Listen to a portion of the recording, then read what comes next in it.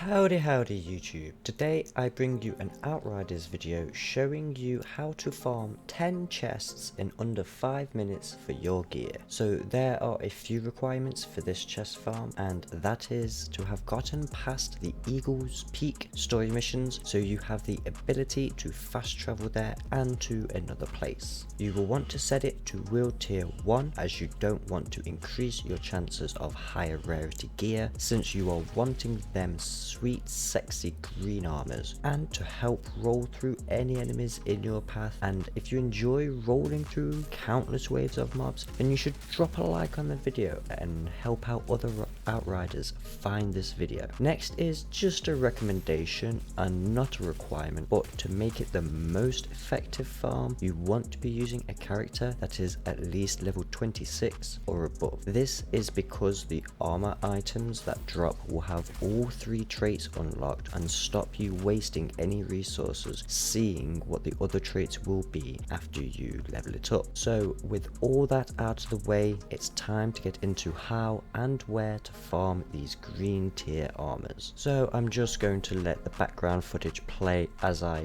talk you through what you want to do. The starting place for these chest runs is in the Eagle's Peak area and the Snowy Plateau fast travel location. Now the very first chest is behind you as soon as you spawn in, tucked away in the corner here. Then from here you will want to do a 180-degree turn and head up the stairs near the travel flag. As we run to the next chest, I want to take this time to ask you to subscribe to the channel and help me reach 500 subs. So after this second chest on the run, you will encounter a bunch of enemies, and since we have already set it to the lowest world tier, you can just blast your way through these enemies and maybe even work on some of the accolades you need to finish off. Just want to point a little note in here as well. These enemies only spawn on the first time doing this run, or unless you use a tactic I explain later on, you can get them to respawn every single run. After finishing off the first group of enemies is the first door you need to interact with to open, and just after that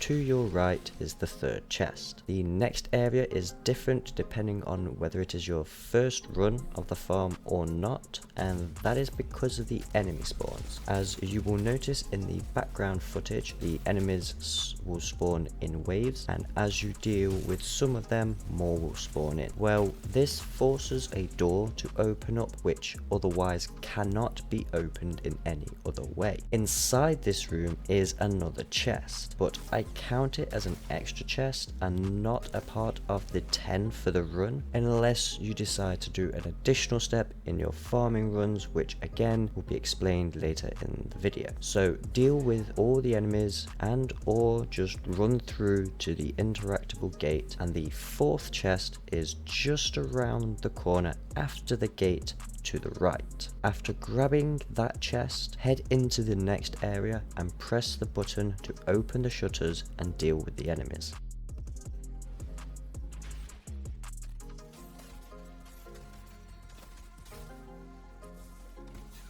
The fifth chest is just left of the next doorway and down out onto the cliff's edge.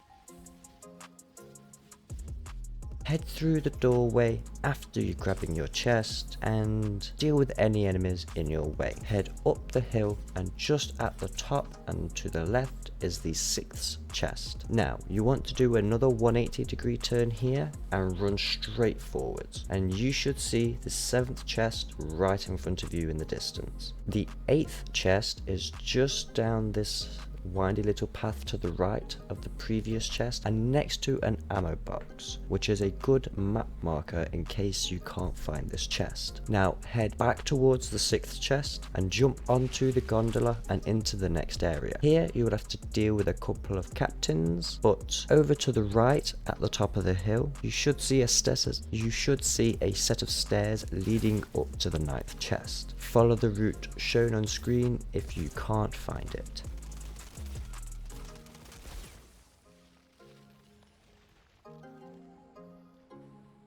And the 10th and final chest is just behind the door that the second captain boots down when coming to kill you. This is located inside the room to the left after entering the building. After grabbing this chest, it's time to interact with the door and head on out of this place and reset the chests. So run down to the travel flag and choose the main camp to travel to for both methods of this farm.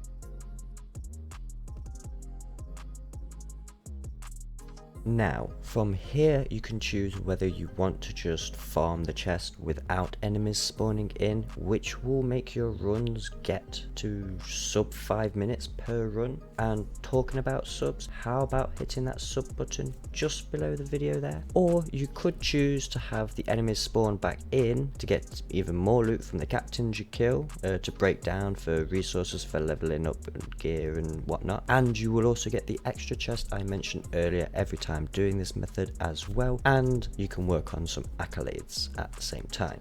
So if you just want to do the chest farming, then you would want to head back to the travel flag and load up the Snowy Plateau area again and rerun the route you just did and enjoy all that sweet loot and maybe a like on the video. If you want the enemies to respawn and work on some of your accolades, then you will want to talk to whatever person it is for your game that is your driver and select any other location to travel to. And once that location loads up, just load back up the Eagle's Peak area again and use the flag to travel back to the Snowy Plateau. So there we have it, the route on how to farm 10 chests in under 5 minutes for green armor pieces. Whilst I let the background footage show one of my faster runs, I will go over why this farm is so effective and useful for people wanting to min-max their build and get the perfect god rolls for any builds you want to create. The reason so many people are farming this right now is that green items come unmodded, and using the crafting interface you get the option of 3 mods to choose from when you upgrade its rarity. This gives you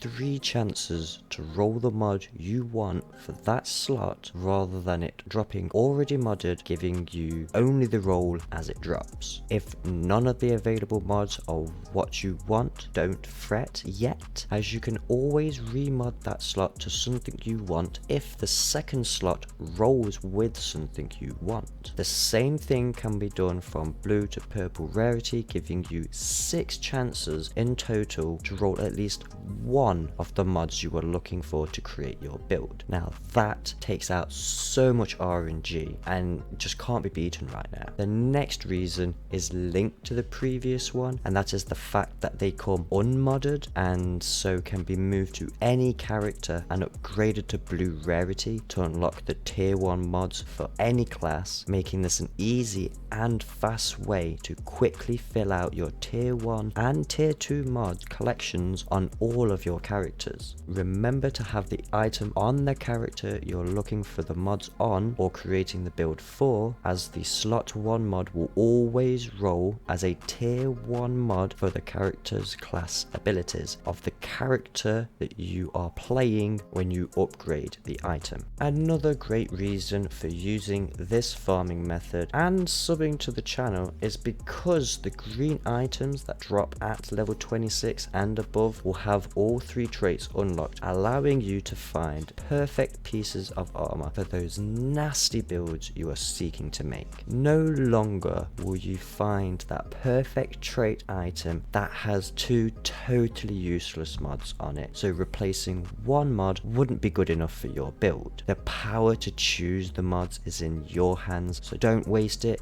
Go out there, make them godroll builds. So I thank you all for your viewership, and I would like to ask you one last time to drop a like on the video to help it out with the YouTube algorithm. And if you want to see any more of my content, then just hit that subscribe button and hit the bell if you want to get notifications on any new videos I upload. With all that being said, it's time to end the video, so I hope you all keep safe, keep well, and I'll catch you later.